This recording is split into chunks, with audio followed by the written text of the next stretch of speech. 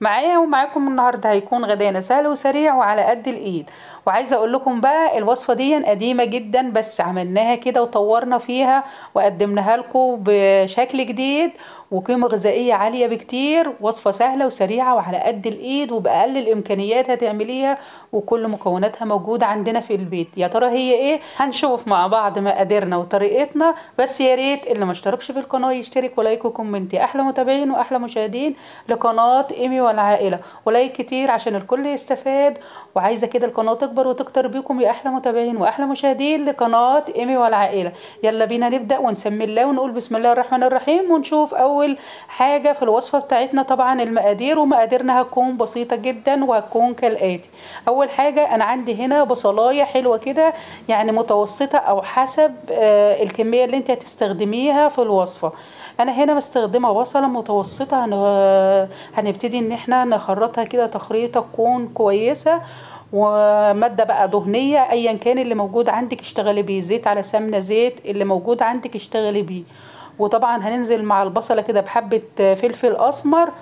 وانا مش عايزه هنا البصله تديني لون خالص، انا عايزاها يا دوبك بس تبقى داخله على تشقيره، يعني داخله على لون بسيط خالص. هننزل هنا بمعلقه كبيره من الصلصه، ولو انت عندك هريسه الفلفل الاحمر الحلو حطي برضو معلقه، ما عندكيش يبقى معلقه الصلصه كفايه. هنديها هنا حوالي نص كوبايه من الميه، ونقلب كده تقليبه كويسه بعد ما نديها الملح بتاعنا ونغطي عليها. وتعالوا بقى نشوف بعد ما نغطي عليها كده ونبتدي ان هي تغلي الغلوه الجميله بتاعتنا دي هنعمل ايه. طبعا هنا انا عندي نص كوبايه من الرز، نص كوبايه من الرز.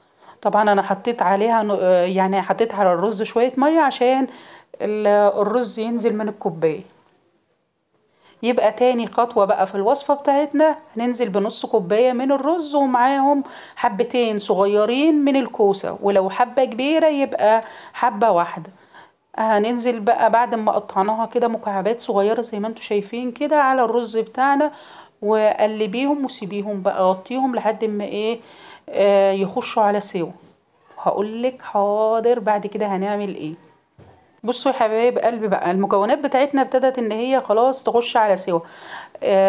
نص كوبايه الرز خلاص قربت على سوا خالص، وفاضل لها يا دوبك تكه بسيطه. وكمان معايا الكوسه هنا برضو فاضل لها حاجات بسيطه، فاديتها هنا كوبايه ميه وغطيت عليها حوالي 5 دقايق لحد ما كل حاجة أنا عايزاها إن هي تستوي. الرز يستوي، الكوسة تستوي. وهنا بقى التركة الجميلة بتاعتنا اللي عايزة أقول لكم الأكلة دي أنا عايزة أسميها كده وجبة كاملة متكاملة بكل العناصر الغذائية.